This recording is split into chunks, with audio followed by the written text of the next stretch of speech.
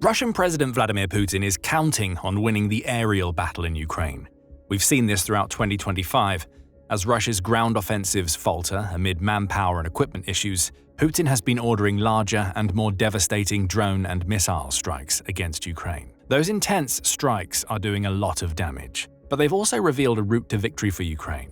They've revealed that if Ukraine does this one thing, Russia will be forced to end the war. And that one thing is very simple. Improve its air defenses to the point where Putin's aerial strikes become useless. Before we explain what's happening and the role the West needs to play in ensuring a Ukrainian victory, we need to hone in on just how damaging Russia's recent waves of airstrikes have been. Drones and missiles were always part of Putin's strategy. He worked with Iran to get his hands on long-range Shahid drones early in the war and had launched 8,060 of them by September 13, 2024. Putin also worked with both Iran and North Korea to build up Russia's missile stockpiles. But until 2025, these airstrikes were secondary to a brutal ground campaign that saw Putin create a meat grinder in Ukraine. The Russian leader's thinking was simple: overwhelm Ukraine with sheer numbers on the ground, and its defenses would eventually falter.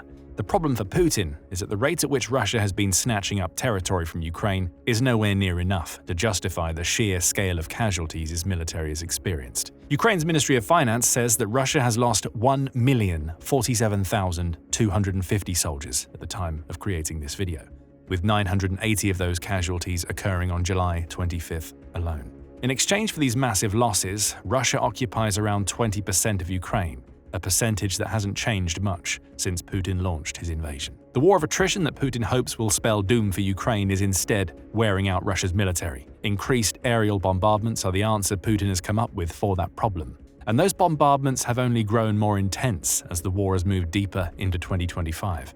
In a July 24th opinion piece for the Kyiv Post, Eugene Choli pointed out that Putin's airstrikes against Ukraine are getting worse. He calls back the July 3rd conversation US President Donald Trump had with Putin and how Trump claimed he was disappointed with the fact that Putin isn't ready to end the war. Putin responded by unleashing a terrifying horde of 539 drones and 11 missiles at Ukraine on July 4th, a reminder to Ukraine and the US that Russia isn't going to stop, and a reminder that was delivered on Independence Day to really drive the point home. Choli also shares some numbers. According to the Associated Press, in June 2025, Russia attacked Ukraine with 5,438 drones, which is both a new monthly record and a 500% increase on attacks compared to earlier this year, as per the Institute for the Study of War, he writes. And worst of all, these intensified drone strikes led to the deaths of 232 Ukrainian civilians, along with injuries to 1,343 more. And don't think for a second that Putin has any intention of slowing down. If anything, July has been an even worse month for Ukraine on the aerial front. On July 21st, ABC News reported that Russia has launched a total of 4,929 drones and 148 missiles into Ukraine between July 1st and the article's publication date. That amounts to an average of 234 drones and 7 missiles per day. Assuming those averages stick, Russia will have launched 7,035 drones and 210 missiles at Ukraine in total by the end of July. That's another record-shattering number that only goes to show us one thing: Putin has gone all in on his aerial strategy. And the reason is simple. As the Atlantic Council noted in a July 1st article covering Putin's escalating aerial strategy, Russia wants to overwhelm Ukraine's air defenses. That concept is nothing new, the Council points out, as Russia has been firing drones and missiles at Ukraine's cities and infrastructure for years. But the sheer intensity we're seeing now is an indicator that Putin is hoping to exhaust Ukraine's air defenses to the point where they're either so stretched that they can't protect everything Russia hits, or in the worst-case scenario for Ukraine, they collapse so entirely that Russia can gain aerial dominance. This has been made possible by massively expanded drone production inside Russia, the Atlantic Council writes. During the first year of the full-scale invasion, the Russians initially relied on Iran to supply the bulk of long-range drones used in attacks on Ukrainian cities. More recently, Moscow has acquired the relevant technology from Tehran and begun producing drones domestically. The Council isn't wrong. The Guardian reports that Putin is now using teenagers to design and test drones, putting them to work in Russia's ever-expanding drone manufacturing sector. Defense News adds that Putin wants to boost drone production to the point where Russia can realistically fire 2,000 drones per day at Ukraine without burning through its stockpiles. Russia's increasing reliance on drones and missiles has left Ukraine's allies scrambling to find air defense systems they can send to Ukraine, DW reported on July 23rd. More Patriot air defense systems need to make their way into Ukraine, the outlet says. It also points out that several of Ukraine's allies, including Switzerland, may be about to delay their own orders of Patriot missiles and batteries so that Ukraine can be prioritized as Putin's aerial assaults grow ever larger and more devastating. But it isn't enough. Sadly, these dramatically increased deadly air attacks do not receive a commensurate and impactful response from the West and seldom even make news headlines around the world. Choli mournfully writes in his Kyiv Post piece. And he's right, despite representing the biggest challenge that Ukraine has faced since Putin's initial invasion, Russia's switch to a more aerially focused strategy seems to be flying under the collective Western radar. At least, it was flying under that radar. It's these very strikes that may provide Ukraine with its path to victory, but we'll get into that later in the video. According to Choli, Ukraine and the West have other problems to worry about, starting with Putin's open defiance of Trump's desire to bring peace to Ukraine. We've already touched on the massive July 4th drone strike that came in the wake of Trump mentioning his disappointment in Putin. That's just one example, with Choli noting that the record that Russia set with that attack was soon broken. The record was surpassed on July 9, 2025, with an onslaught of 741 airborne weapons, including missiles and drones, launched by Russia against Ukraine the day after Trump expressed once again his frustration with the Russian leader by stating in his inimitable way, "We get a lot of bullshit thrown at us by Putin," Choli points out. Therein lies another problem for Ukraine. Ever since Ukraine told the US that it would agree to a 30-day total ceasefire in the Ukraine war, Putin has been leading both Trump and Ukrainian President Volodymyr Zelensky on a merry little dance. Putin will often claim that he wants a ceasefire or even a full peace, but with each of those claims comes demands that he knows neither Ukraine nor the US will agree to meet. We can see this in the demands that Putin made in June for ending the war. The Guardian reports that Putin wants Ukraine to cede more land to Russia and withdraw its troops deeper into its territory if he's to end the war. Any potential NATO membership would also have to be taken off the table. Specifically, Putin wants Ukraine to hand over the highly contested regions of Donetsk, Luhansk, Kherson, and Zaporizhia to Russia, along with approving an international agreement to confirm that these regions are officially Russian territory for Putin to withdraw. There are other demands. Putin wants the West to lift all of its financial sanctions against Russia as part of any peace deal. Putin has also labeled the Group of Seven's decision to use $50 billion of Russia's frozen assets as collateral for a loan package delivered to Ukraine as theft. That implies the unfreezing and redelivery of these assets to Russia will also be part of Putin's peace terms. What we see here are very deliberate moves by Russia's leader. Putin knows that the West and Ukraine will never agree to these terms. The ceding of so much land, combined with the withdrawal of Ukraine's troops deeper into the country, makes Putin's version of a deal impossible. That would only set the stage for a future Russian invasion to claim more of Ukraine's territory, all in service of Putin's ultimate goal of eliminating Ukraine's sovereignty. The increased intensity of Russia's aerial assaults only proves what Ukraine has always known and what the West is slowly realizing. Putin never intends to declare peace with Ukraine. And as if things couldn't get any worse, Choli points out that NATO Secretary General Mark Rutte believes that China is also in the mix and influencing Russia to strengthen its aerial bombardments. There's an increasing realization, and let's not be naive about this. If Xi Jinping would attack Taiwan, he would first make sure that he makes a call to his very junior partner in all of this, Vladimir Vladimirovich Putin, residing in Moscow, and telling him, "Hey, I'm going to do this, and I need you to keep them busy in Europe by attacking NATO territory." That is most likely the way this will progress, Rutte said on July 5th during an interview with the New York Times. The potential NATO territory attacks are also a problem. Back in June, Rutte suggested that Russia might be ready to attack a NATO member nation within the next 5 years, when announcing NATO's intention to recommend that its members spend 5% of their gross domestic product on defense by 2035, The Guardian reports. In a piece for The Independent, World Affairs editor Sam Kiley adds that taking over Ukraine isn't Putin's endgame. He reported on comments made by Dr. Rachel Ellahus, who heads the Royal United Services Institute think tank. Putin has a secondary objective which people sometimes overlook, and this is to challenge and undermine NATO and the European Union, Ellahus said. He is going to test the boundaries of what we call Article 5, which is the feeling or the commitment that an attack against one NATO ally is an attack against all of them. So we've got that primary objective of preventing Ukraine's full Western integration and viability as an independent state, and then we have that secondary, probably bigger objective of undermining Western structures. What does all of this add up to? For a start, Putin isn't going to stop. Whether that's because of Chinese influence, as Rutte suggests, or because he's hell-bent on taking Ukraine as a precursor to a challenge against NATO's dominance in Europe, Russia's leader will not allow any sort of peace to occur in Ukraine. At least he won't allow any form of peace that doesn't set Ukraine up for a future Russian invasion. And to ensure his military can continue fighting and hurting Ukraine, Putin is ordering more aerial assaults than at any other point in this nearly 3.5-year invasion.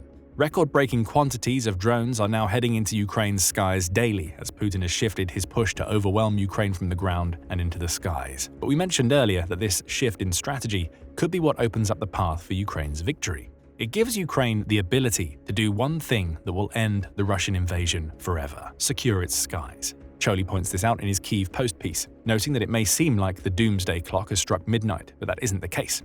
Taking control of Ukraine's skies is the key. Securing the skies above Ukraine will force Russia to end the war, since Russia has demonstrated, time and time again, a flagrant inability to succeed against Ukraine's armed forces without resorting to acts of genocide, mostly via the skies, Choli writes. And there is a strong logic to this argument. We've already touched on the sheer scale of Russian casualties that have resulted from Putin's meat grinder approach to the war he started.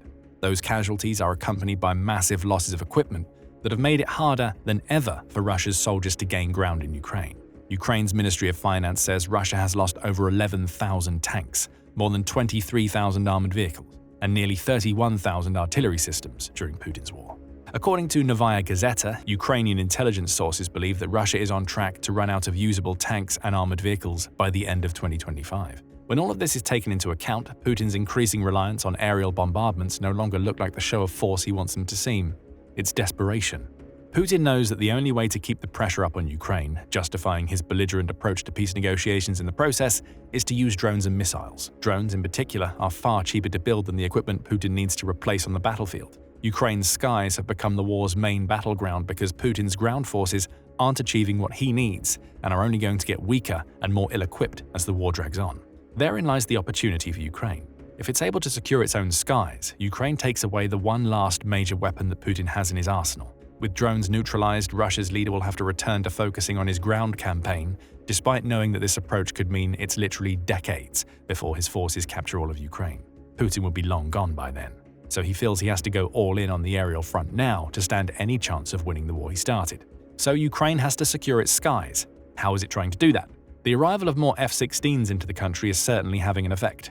The first of these US-made fighter jets came to Ukraine in August 2024, and it has been promised several dozen more by a consortium of European partners. The National Interest notes that Ukraine can use these jets to level the battlefield against Russia.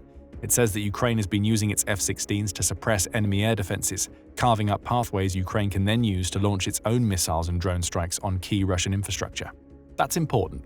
If Ukraine can target the facilities that are building Russia's drones and the airfields from which its missiles are launched, it strikes at the heart of Putin's aerial pressure strategy. Air-to-ground precision strikes against Putin's forces also fall within the F-16's capabilities, as do air defenses. In fact, Ukraine's first recorded use of F-16s saw it use the jet to repel a massive Russian missile attack, said the Kyiv Independent in August 2024. That's how these jets will contribute to Ukraine securing its skies going forward. Ukraine uses them to take out Russian missiles while targeting Putin's facilities, weakening Russia's aerial assaults in the process. But the F-16s aren't enough. Ukraine needs other air defenses, and it's starting to get its hands on them. Earlier in July, we reported on how Ukraine has been using German Gepard anti-aircraft guns to take out hordes of Russia's drones. You can watch our video to find out more. On July 21st, Euronews reported that Germany and the US have signed a deal that means they'll collectively deliver 5 more Patriot air defense systems to Ukraine in the coming months. It seems that Germany will be paying for those Patriot systems, which the US will then deliver to Germany so they can be moved into Ukraine. And on July 23rd, United 24 media reported that the US approved a pair of new packages, one of which will see Ukraine pay $172 million for the maintenance, repair, and restoration of its Hawk Phase 3 air defense systems. Weapons like these are going to be key to Ukraine's strategy for taking control of its skies. Patriots, like F-16s, will help Ukraine handle Russia's missile threat. The older Hawk and Gepard systems may not be capable of shooting down Russia's more modern missiles, but both can wreak havoc on the swarms of drones that Putin is sending into Ukraine. The idea is simple. Increase the number of these systems in Ukraine and you minimize the effectiveness of Putin's new aerial bombardment strategy. And if that strategy is minimized, Ukraine will be able to focus on counterattacks on the ground in the knowledge that its skies are under control. There's only one wrinkle to Ukraine's plan. It's heavily reliant on Western involvement. We can already see this from the deals Ukraine has been striking with Germany and the US for the air defenses we just mentioned. But as Choli notes in his Kyiv Post piece, the collective West needs to be doing more. That's the only way for Ukraine to be saved while ensuring that the rest of Europe doesn't have to worry about Putin's desire for expansion of the Russian Federation beyond Ukraine's borders. This is why NATO and its member countries must work very diligently to properly arm Ukraine. help secure its skies, and minimize further damage against Ukraine's civilian population and infrastructure, Choli writes. Anything short of this will make future peace negotiations with Russia substantially more difficult, since the Kremlin will not treat NATO or its member countries seriously, nor will Russia react to non-assertive calls to stop its genocidal war against Ukraine. Translation: it's time for the West to step up and provide Ukraine with the air defenses it needs to control its skies and, eventually, stop Russia in its tracks. The deals we mentioned a moment ago represent a good start, and there's much more in the pipeline. Al Jazeera reported on July 23rd that the European Union has announced an 18th round of sanctions it hopes will slow down Russia's drone production. The US has also symbolically rejoined the 52-nation Ukraine Defense Contact Group and will now be playing a deeper role in ensuring the weapons Ukraine needs are actually being delivered. And as Business Insider wrote on July 6th, NATO nations are investing more heavily in their own defenses in 2025. Part of that investment covers the replacement and rebuilding of missiles and system stockpiles that have been sent to Ukraine, perhaps in preparation for Putin's future actions in Europe. However, there is hopefully a chance that NATO members have woken up to the fact that the war could be stopped in Ukraine if they deliver the air defense systems Ukraine needs so desperately. The Ukraine war is at a turning point. Putin has made his strategy going forward abundantly clear. If Ukraine can get its Western partners on board, it'll be able to secure its skies to the point where it nullifies Putin's more intense aerial strikes, taking away the last option Russia's leader has for victory against his enemy. Shoring up its own aerial defenses to retake its skies is just part of Ukraine's grand plan. It also needs to destroy Russia's air defenses, which will open the door for more intense strikes on Russian territory. That's precisely what it's doing. Ukraine has ripped out Russia's eyes and shattered its air defense shield in a devastating strike. Find out more in our video, and remember to subscribe to The Military Show for more coverage of Ukraine's path to victory in its war against Russia. And thank you for watching.